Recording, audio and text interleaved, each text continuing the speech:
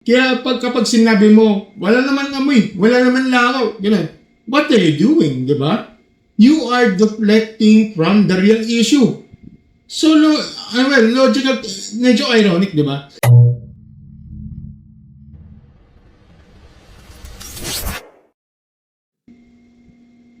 Hello mga stories! Welcome back sa isa namang random reaction dito sa ating channel mga stories.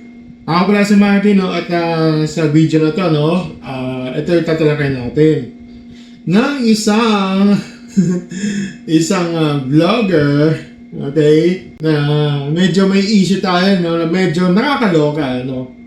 At sabi ko nga, no, kapag may lumalabas ng ganitong klaseng usapin, okay, kailangan natin pag-usapan kasi may aral dito, okay? So, ito, no, may isang content creator. Ayan naman tayo, si Boss Toyo, no? Na kumontradict na naman itong sa documentary na si Miss Cara David, no?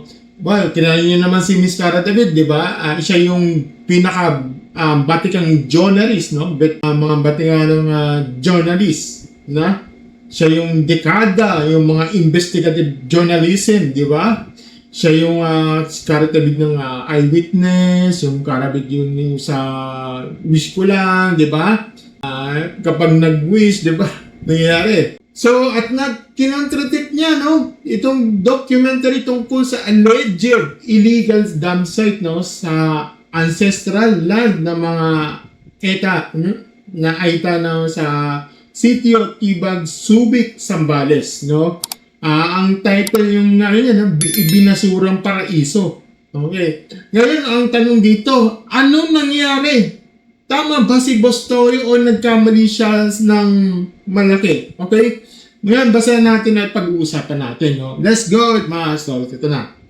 So, mula sa showbiz broadcast, no, sa Facebook page, no? And I quote, sabi niya, Boss Toyo has become a hot topic online after contradicting Cara David's documentary about the alleged illegal dam site on the ancestral land of the Aita community in Sitio Tibag, Subic, Zambales. However, many netizens criticized the content creator after local residents and government agencies, including the DENR and NCIP, stated that they allegedly did not visit the actual site featured in the investigation.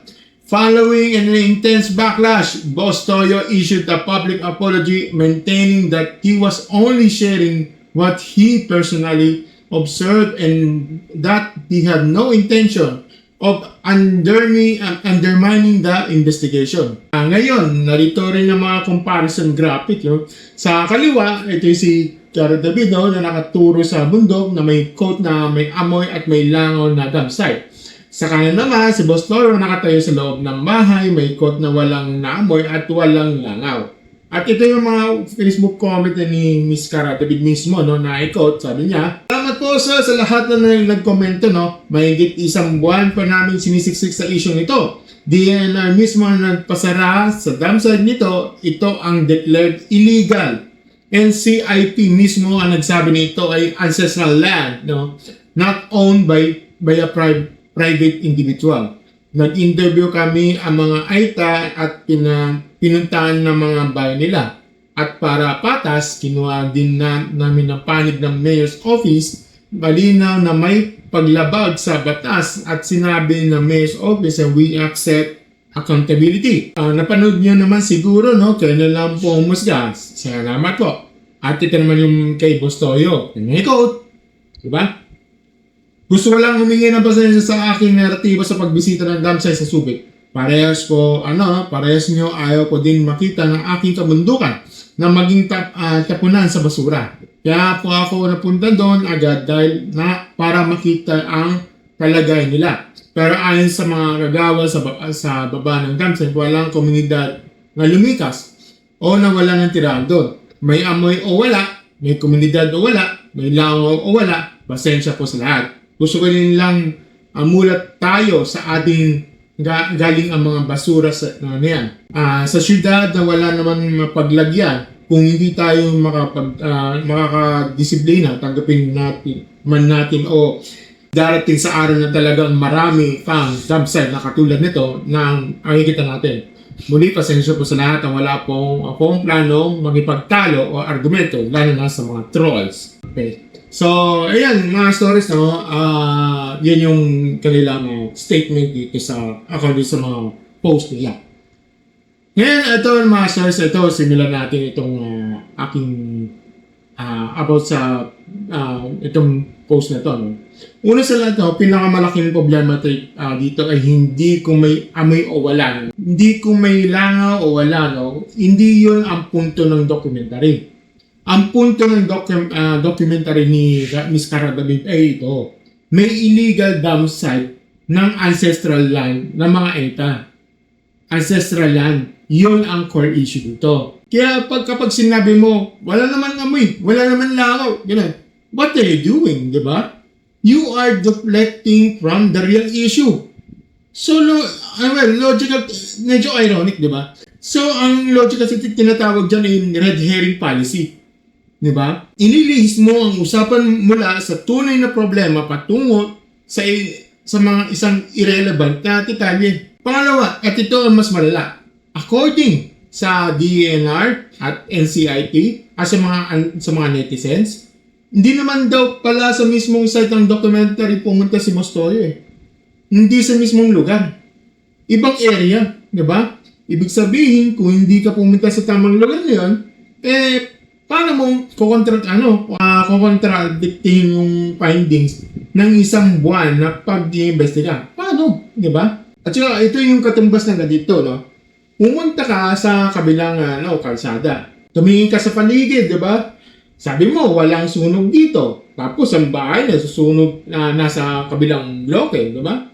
Tapos, ikaw yung nagpo-post sa social media na walang sunog, di ba? Hindi ka rin gumagana ang katotohanan, di ba? Pangatlo, tinignan natin ang apology niya, no? Sabi niya, pasensya na po sa lahat, okay, may humility doon, okay? At hindi ko naman yun tatangking burahin. Pero ang problema kasi, ang apology niya ay occupied with defensiveness. Sabi niya, may amoy o wala, may komunidad o wala, may langaw o wala, parang sinasabi mo pa rin na tama ka. Pero sorry ka na rin, diba? Hindi ganun gumagana ang accountability. Kapag humingi ka ng tawad, hindi mo sinusundan ng justification kung bakit tama ka pa rin. Yun ay hindi apology. Yun ay damage control. Okay? Sabi pa niya, no? Lalo na sa mga trolls. Teka, sino ba ang troll dito? May mga tao na kinokorek ka base sa facts, di ba? May mga residente na nasabi na mali ang pinuntan mo. Ang DNR at NCIP, trolls sila, di ba? Yun na naman dismissal tactic, di ba? Kapag hindi mo kayang sagutin ang kritisismo, labelan mo ng troll para hindi mo kailangan mag-engage ng substance. Classic, di ba? At ito yung pinakamasakit sa katotohanan, no? Si Miss Cara David, no? Ilang buwan na mag-research, may team, mag-interview sa mga ETA, no? Kinuha ng panig ng mayor's office. Hindi na nag-confirm, di ba? Ang NCIP nag-confirm. Ang mayor's office mismo nagsabi, di accept accountability. Si Postoyo, pumunta, nag-blog, nag-post. Wrong site ang pinuntahan. Mga stories, this is a fundamental difference between journalism and the content creation. No? Hindi lahat ng may camera ay journalist. Okay? Hindi lahat ng may internet connection ay researcher. Hindi lahat ng may following ay credible. Okay? Ang isa pang punto dito. As a commenter said, no, hindi lahat ng may camera, journalist na. Fact check muna bago upload. Views ang hinahabol, credibility ang nawala. Tama, spot on, 'di ba? At isa pa, yung may nagko-comment na sa comment na pinag-aralan versus pinipestahan. That's the difference. 'Di ba? Grabe, isang linya lang pero ang lalim. Yan naman, narito naman yung side naman ng grupo ni Bostoyo mula kay Jacqueline Sulit Alfaro. Ito sabi niya, anikot, hindi ko namin binaligtad o ginawang sinungaling si Miss Cara David. Magkaiba po ang petsa na pumunta siya sa pagpunta namin sa tinatawag na basura sa Paraiso. Nagpunta po kami dyan para mag-outreach sa mga katutubong kita. Nagba kami ng konting tulong, gusto namin talaga makita yung pinaka-dump site. Pero ang sabi naman nakausap namin, bawal at close na. Hindi na pwedeng pumasok ang kahit sino. Sinubukan lang namin magpaalam ng personal ang mga kasakop nyo kung bibigyan kami ng pahintulot at pumasok ang makita ng site at parang respeto na din sa kanila. At kaya naswerte kaming pinayagan para makita personal ng lugar. Nagpunta kami sa lugar kung saan daw nakatira ang taong naapektuhan. Doon kami nagbahagi ng bigas, pagkain, CP at palaro para sa mga bata. Maliit na halaga na para papasaya sa kanila. At yung contact lang namin sa lugar na yun ay nagdadala sa amin doon. Afterward doon, nagpunta kami sa dump site, may nakita kaming malaking karatula na nakalagay close, no ba? Kung totoo nga yung close na talaga na hindi na nagpapasok dahil nagpaalam kami, kaya nakapasok kami, pero mula sa lugar kung saan kami dinala para mag-outreach. 15 minutes away at sa dump site ngayon. Sa video na nakikita namin, no, ito, ilalagay ko lang dito, no, walang bahay mismo sa lugar na yan. Walang mabawang amoy, hindi malangaw. Hindi din namin kakayanin kung mabaho dyan. Di na lang namin pipiliin ng pumasok dyan. Nagsasabi lang po kami ng katotohanan at nakita namin at naabutan namin. At hindi po tatakbo si Pastor kaya ginawa nila yan. Hindi po kami sabi sa cloud kaya ginagawa yan. Talagang ang Team Toyot lagi nag-outreach. Kung minamasama ang karamihan sa ginawa namin dahil kay Boss Toyo, kayo na po ang bahala. Hindi na namin hawak ang pag-iisip niyo. At mas lalong hindi po para magsinungaling sinungaling kami kung ano ang naabutan nakita ng dalawang mata namin. Hinay-hinay po sa pagsasalita ng masasakit laban sa grupo namin. Baka dumating ang araw na wala ng kagaya ni Boss Toyo at Ma'am Loves Joy na nagbahagi ng tulong ng kapwa natin na kailangan. Dahil sa panahon ngayon, parang ang tumutulong ka, masama ka. Okay mga stories, no? Pag-usapan natin ito ng masisinan. No? Una, naintindihan ko yung context na binigay ni Miss Jacqueline. No? Sinasabi niya pumunta sila sa para mag-outreach. No? Nagbigay sila ng tulong, hindi daw nila intention na gawing sinungaling si Miss Cara David, no? Magkaibang petsa, magkaibang sitwasyon na pinuntahan. Okay, noted yun. Pero ito yung problema. At ito hindi natin pwedeng ignore to, no? Number one, siya na mismo nagsabi, no? Yung close na yung dump site. Hindi na pwedeng pumasok na kahit sino. So, ibig sabihin ito, no? By the time na pumunta si Boss Toyo at ang team nila, naipasara na ang DNR ang dump site, no? Kung naipasara na, no, naturally, na-clean up na yan. Okay? Nabawasan na o na-cover na yung basura, kaya nga walang amoy, kaya nga walang langaw, kaya nga mukhang okay na. Pero ang tanong mga stories, bakit ganoon ang naratibo na in-upload ni Boss Toyo? Bakit ang dating niya sa mga tao ay wala namang problema dito? Na parang sinungalingan niya ang documentary. Kung sinabi niya sa video na pumunta kami dito, close na, mukhang nagawa natin ng action dahil sa komentary ni Miss Cara David, no? At maganda yun. Okay? Ipa sana ang naging reception. Pero hindi ang dating ay kontra. Ang dating ay debunk. Di ba? Kaya dito pumapasok ang responsibilidad sa messaging. Okay? At kahit totoo ang nakita mo, ang paraan ng pag-present mo ay nagbabago ng interpretation ng tao. As a social media, no, perception is reality for most people. Number two, sabi ni Ma'am Jacqueline, no, 15 minutes away sa dump site yung outreach location. So, aminin natin, iba ang lokasyon ng outreach, iba ang lokasyon sa dump site. Okay? At sa documentary ni Miss Cara David, ang pinakita ay yung mismong site at ang mga komunidad ng direktang apektado. Hindi yung 15 minutes away, hindi yung sa baba, sa mismong lugar nga, di ba? Kaya yung nagpo-post ng narrative ng kontra ng isang in-depth na documentary at ang basis mo ay yung nakita mo sa ibang lugar, sa ibang oras, sa ibang petsa, at sa ibang kondisyon, no? Hindi yun rebuttal. Iyon ay comparing applies to oranges. Diba? Number 3, ito yung pinakamalaking punto para sa akin.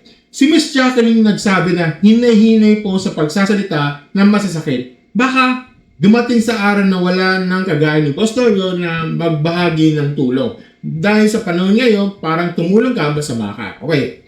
Mga stories, no? Ito ang tinatawag na appear to emotion fallacy. No? Yung ginagamit mo ang charitable acts bilang shield mula sa kritisismo. Iba ang pagiging generous, ang pagiging credible. Pwede kang maging magbuting tao at maling tao. At the same time, hindi mutually exclusive yon. At ang pagtulong ay hindi lisensya para magpakalat ng maling informasyon. Ang pagiging generous ay hindi exemption mula sa accountability. Saka hindi naman sinasabi ng mga tao na masama ng pagtulong niya. Ang sinasabi ng mga tao ay mali ang naratibo niya tungkol sa downside. Dalawang makaibang bagay iyon. Huwag nating complete.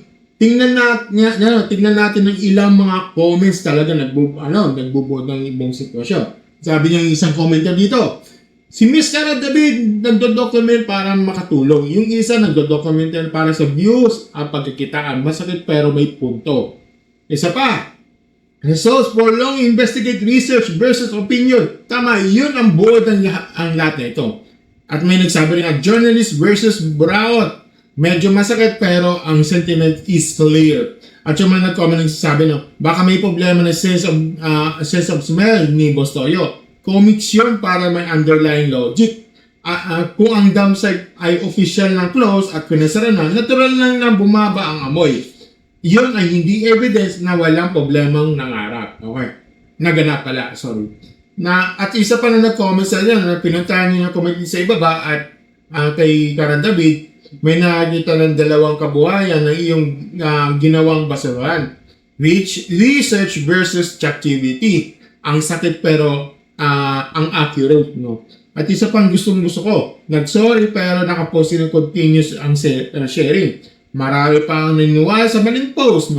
Yun ay danger ng social media. Kahit na-retract ka ng original content, yung original content mo, kumakalat pa rin, ang damage ay nagawa na. Ngayon mga stories, may ilang nagsasabi na baka binayaran ni Boss Toyo ang gumawa ng content narrative, ibang hindi natin yun alam at hindi tayo nag-a-assume ng walang ebidensya, Pero ang optics na hindi maganda. Kapag nagpunta ka sa isang lugar ng subject ng isang high-profile investigation, tapos ang content mo ay kabaliktaran ng findings, ng lahat ng government agencies at ng journalists, at tapos nag-off ka pa ng comment section, ano yung iniisip ng mga tao? Diba? Hindi kailangan maging conspiracy theorist para sa raise ng eyebrows down, okay? At isa pang bago na napansin ko, nag-off ka na ng comment section si Boss Toyo sa kanyang posted video, mga stories, kapag nag-off ka ng comment section, anong sinasabi roon? Na hindi ka ready sa discourse? Na hindi mo kayang panindigan yung sinabi mo? Nag-confident ka sa naratibo mo? Pababayan mo mga comment ang mga tao? Hayaan mo i-challenge ka? Sagutin mo sila ng facts, di ba? Pero hindi, nag-off ka eh. At yun ang hindi strength. Yun ay retreat. Okay? So mga stories, ito ang bottom line ko dito, mga stories. Nabubuhay tayo sa panahon kung saan ang bawat tao na may smartphone, na feeling journalist ka. Ano ba? Parang bibidyo ka, tapos nag-journalist ka, ganito, ganyan. Grabe dito, ang daming basura, ganito, ganyan. Well, hindi yung, inherently masama. Okay? As a citizen journalism na may halaga, pero may responsibilidad na kasama doon.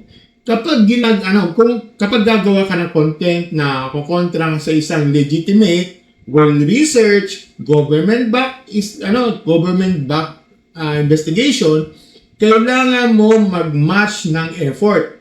Kailangan mong pumunta sa tamang lugar. Kailangan mong mag-interview sa tamang tao. Kailangan mong mag-present ng tamang data.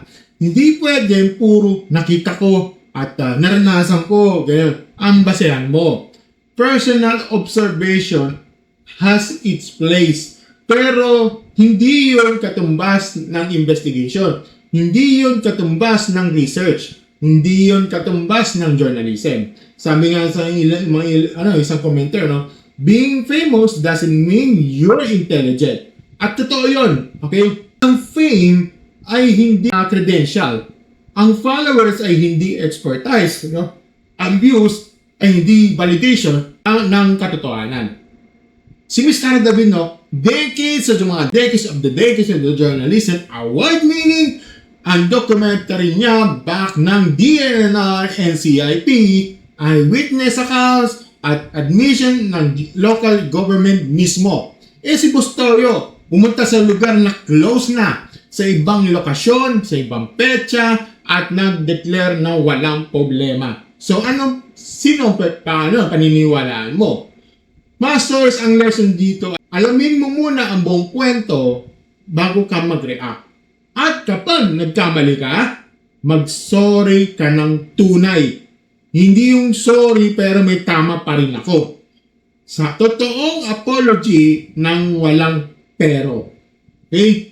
So, para sa lahat ng mga content creators na ganyan, katulad ako, no, na nakikinig din, stay in your lane kung hindi ka pa ready na gawin ang legwork ng journalism. Walang masama ang pagtulong. Walang masama sa pag-outreach. Pero huwag mong gamitin ang charity bilang shield kapag tinawag ka sa maling impormasyon. Ang katotohanan na hindi nakakain ng pride, pero ang kasinungalingan, kahit hindi sinasadya, nakakasira sa toong buhay ng totoong tao. Ng mga aita sa nawala ng ancestral land, ng mga komunidad na apektado sa illegal campsites, no? Sila ang tunay na biktima dito. Hindi nag-ego ng isang content creator. Ayun ang dapat nating tandaan. Mga stories ito, yun ang mga ating Random Rations podcast sa episode ngayon, no? Kung may naisip kayo sa opinion dito, no, comment down nyo sa baba. At gusto ko marinig yung mga thoughts nyo, no? Tayo rin magdi-discussion dito, no? Basta civil at may substance. Kung bago ka lang dyan sa channel nito, kung gusto mo yung mga ganitong diskusyon, yung mga may sense, yung mga topics, interesting topic sa video na to, don't forget to like, share, subscribe sa ating channel, and click notification button sa ating baba. Mga stories, no, kung gusto be a part of community, no, sa ating membership community, for as low as 39 pesos a month, no, meron at may early videos na fresh from the rendering, no, at meron tayong may mga plans tayo, meron 39 pesos, meron 159 pesos at saka 399 pesos diyan. Okay? So, yun. At saka may shoutout sa baba, yun, kung stories of the day or work, na post to shame of the day. Okay? So, yun lang ang mga stories. Ako pala si Marky. As always, mga stories. Thank you! And have a great never stories. Bye!